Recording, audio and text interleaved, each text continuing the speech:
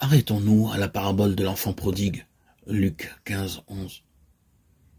Elle nous montre un père dont l'amour est pour ainsi dire déraisonnable et que n'arrête aucune convention sociale.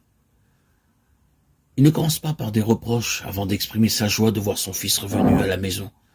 Il amène son fils à sentir sa joie et son immense amour. Et le fils en est décontenancé. Ce fils, le cadet, a quitté la maison. Il a dilapidé son héritage à l'étranger. Pour survivre, il lui a fallu se louer comme gardien de port. C'est alors qu'il découvre sa situation sans issue, prend conscience de sa misère et rentre en lui-même. Il se dit « Je me lèverai et j'irai vers mon père ». Il reprend le chemin de la maison, espérant qu'il sera reçu par son père en qualité de journalier. Mais voici que son père vient à sa rencontre et l'embrasse avant même qu'il ait pu prononcer un mot. Il le reçoit comme son fils. Celui-ci avoue sa faute, déclare qu'il n'est plus digne d'être son fils.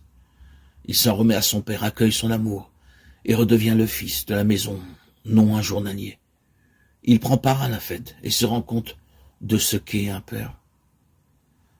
Le fils aîné, lui, ne comprend guère l'attitude de son père. Il refuse de partager sa joie, il ne voit pas combien l'amour paternel sauve son cadet de la misère. Les réjouissances ne sont pour lui qu'une injustice et il se met à récriminer. Tu ne m'as jamais donné un chevreau pour festoyer avec mes amis, mais que ton fils que voilà revienne à la maison après avoir dévoré ton bien avec des femmes. Aussitôt tu fais tuer le veau gras. Depuis tant d'années qu'il vit aux côtés de son père, l'aîné n'a jamais soupçonné ce qu'était l'amour paternel.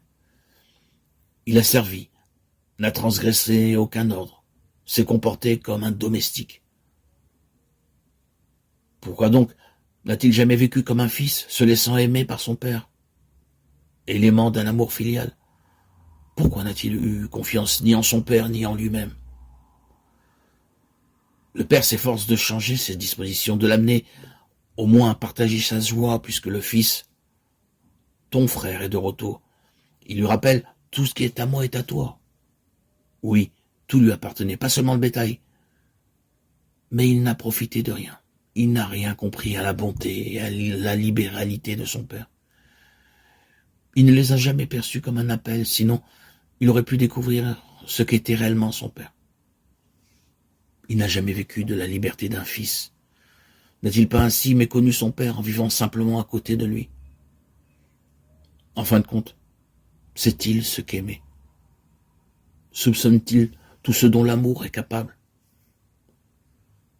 Il avait beau vivre dans la maison paternelle, il était sans amis. Le cadet a compris. L'aîné persiste dans son obstination. Ne se met-il pas à l'écart des festivités communes?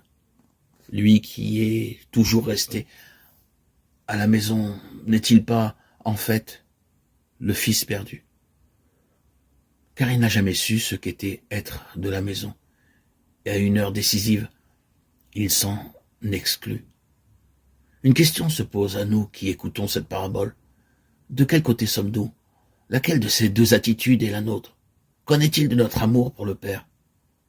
Vivons-nous cette réalité filiale? Tout ce qui est à moi est à toi, recevant tout de l'amour infini de Dieu? Ou bien, méritons-nous ce reproche?